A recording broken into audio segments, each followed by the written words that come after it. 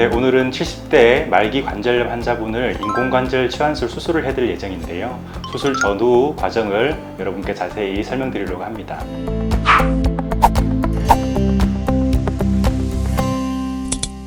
환자분께서는 무릎에 연골이 다 마모가 돼서 허벅지 뼈와 종아리 뼈가 부딪히는 아주 심한 그런 고통을 겪고 계신데요. 그래서 평지 걷는 것도 힘들고 계단 이용도 매우 어려운 그런 일상생활에 많은 제한을 받고 있는 그런 상태십니다. 그동안 약이나 주사 치료 같이 비수술적 치료를 많이 받아오셨는데 이제 그런 치료에도 통증이 해소되지 않는 그런 심한 고통을 안고 계셨어요. 그래서 결국에는 수술적 치료를 결정하셨습니다. 먼저 환자분의 엑스레이 사진을 보면서 환자분 상태를 좀 설명드리도록 하겠습니다. 자, 무릎을 정면에서 보는 엑스레이인데요. 이렇게 보시면은 무릎의 허벅지뼈와 종아리뼈 사이가 간격이 하나도 없이 붙어 있는 것을 볼 수 있습니다. 원래는 우리 무릎에 연골이 있어서 두 뼈 사이가 간격이 있어야 되는데 그 연골이 다 마모가 됐기 때문에 간격이 없어져 버렸고 걸을 때마다 뼈끼리 부딪히는 아주 심한 고통을 이제 느끼는 그런 상황이 되신 거죠. 이 사진에서는 환자의 다리 전체 모양을 볼 수 있는데요. 그래서 제가 환자분의 하지축을 한번 그려보겠습니다. 이렇게 고관절과 발목 관절을 연결하는 직선을 그어보면은 이렇게 축이 무릎의 센터, 가운데 부분을 지나는 게 아니라 무릎의 안쪽을 통과하는 걸 볼 수 있습니다. 이렇게 되면은 무릎 관절에서 체중 부하가 골고루 분산이 되지 않고 체중이 전부 다 이렇게 무릎의 안쪽으로 집중되는 그런 이제 상황이 되고, 그렇게 편마부가 계속 일어나다 보니까 무릎은 점점 더 휘어서 오다리가 되고 그로 인해서 점점 더 빨리 관절 연골이 마모가 되는 그런 악순환에 빠지게 됩니다. 결국에는 이렇게 돼서 환자분이 말기 관절염 상태까지 오게 되신 거고요. 더 이상은 비수술적 치료가 듣지 않는 그런 상태가 되셔서 인공관절 수술밖에는 방법이 없는 그런 상태가 되셨습니다. 이렇게 다리 모양 자체가 오다리 형태, 무릎이 많이 벌어지는 그런 형태이면서 무릎 안쪽이 특히 많이 마모되는 이런 형태가 우리나라 말기 관절염 환자분들의 아주 전형적인 그런 형태입니다. 이런 경우에 인공관절 수술을 통해서 환자분의 삶이 많이 개선될 수 있습니다.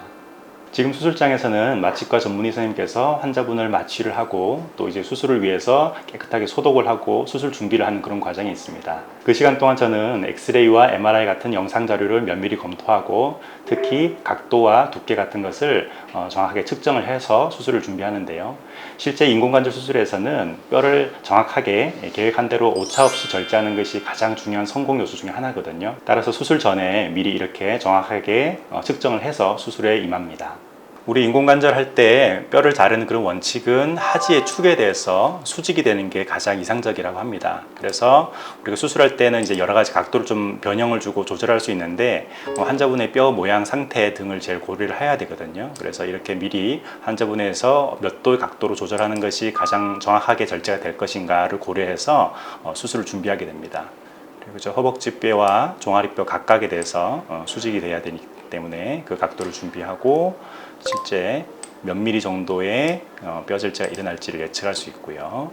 네, 이런 식으로 환자분의 정확한 수술을 위해서 수술 전 플래닝을 마쳤습니다. 이렇게 미리 수술 전에 여러 가지 계측을 통해서 플래닝을 하고 수술을 임하게 되면은 어떤 오차도 줄일 수 있고 또 예기치 않은 상황을 만났을 때 당황하지 않게 수술을 잘 마무리할 수 있습니다. 그럼 대략적으로 수술이 어떤 과정을 통해서 진행되는지 설명을 드리겠습니다. 먼저 이제 환자분 무릎 모형이라고 보시면은 환자분의 피부를 먼저 절개를 이렇게 하고 또 그 안에 있는 관절막을 절개를 합니다. 그렇게 되면은 우리 환자분의 무릎 뼈를 노출시킬 수 있고요. 이렇게 노출이 된 상태에서 우리가 뼈를 절제하게 됩니다.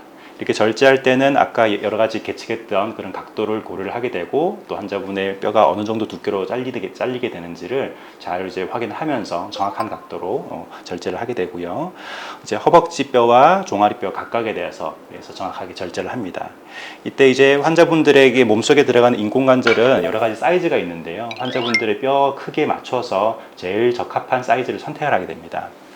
예를 들어서 허벅지에 들어가는 임플란트는 이런 모양을 하고 있는데 옆에서 보게 되면 이렇게 각도가 꺾여 있는 부분을 볼 수 있고요. 각각에 대해서 뼈가 이렇게 절제가 됩니다. 그렇게 해서 모양을 딱 맞춘 다음에 이렇게 삽입이 되는 거죠. 이렇게 들어가게 되기 때문에 이런 식으로 수술이 진행됩니다. 실제 환자에서 사용하는 임플란트를 한번 보여드릴 텐데요. 이것은 이제 우리가 허벅지뼈에 들어가는 임플란트고요.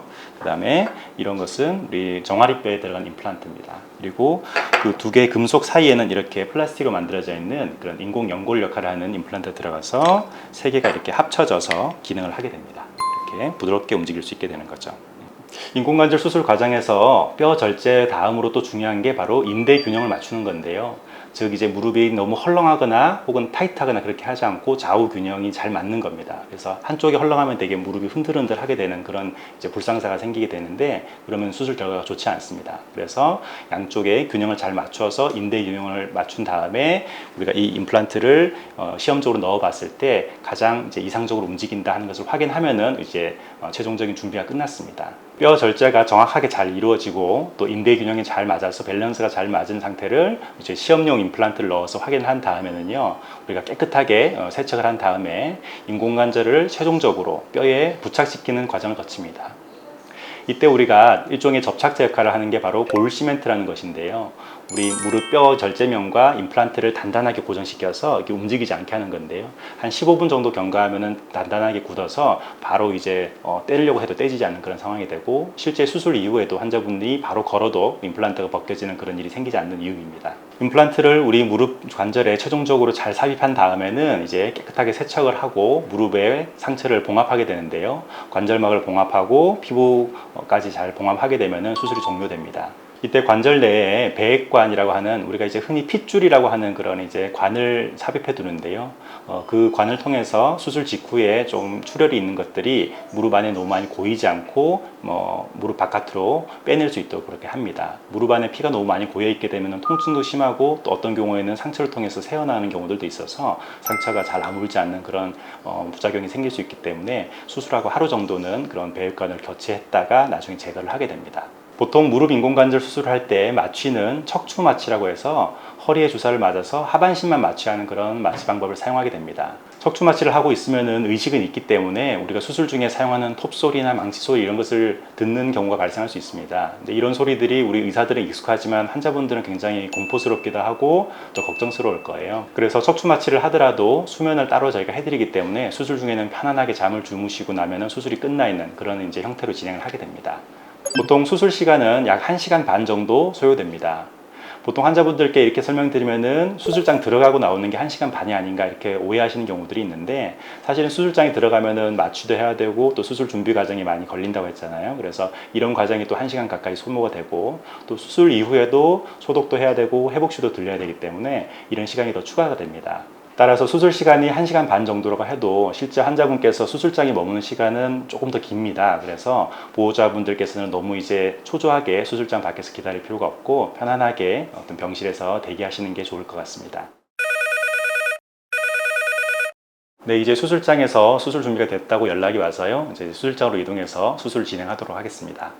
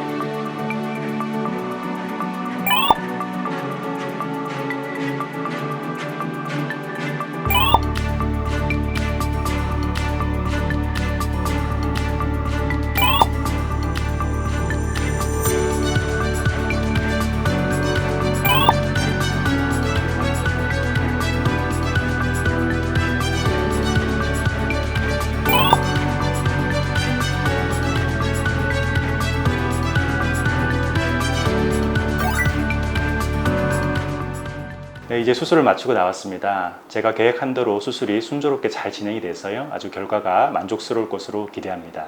수술을 마치고 엑스레이 촬영을 해서요. 그 결과를 한번 보여드리도록 하겠습니다.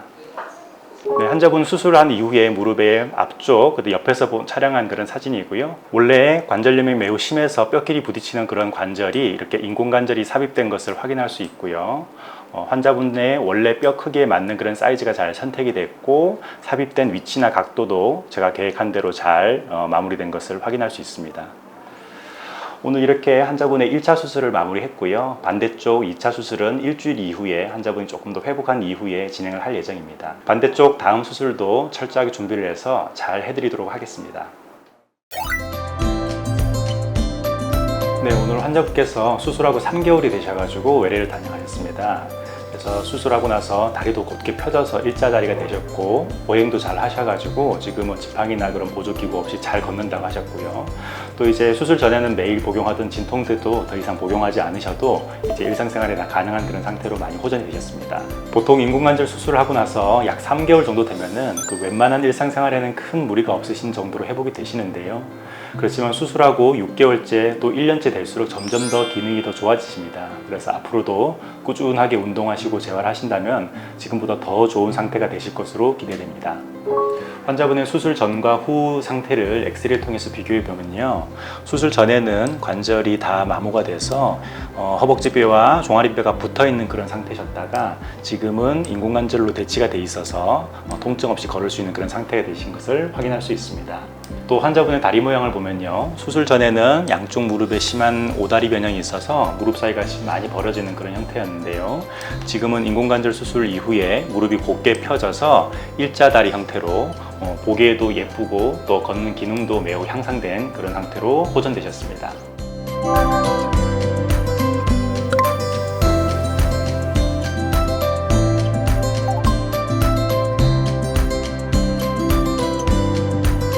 그동안 환자분께서 심한 관절염으로 많은 고통을 받아오셨는데요, 아무쪼록 이제 고통 없이 마음껏 걸으시고 소중한 일상을 마음껏 누리시길 기원하겠습니다.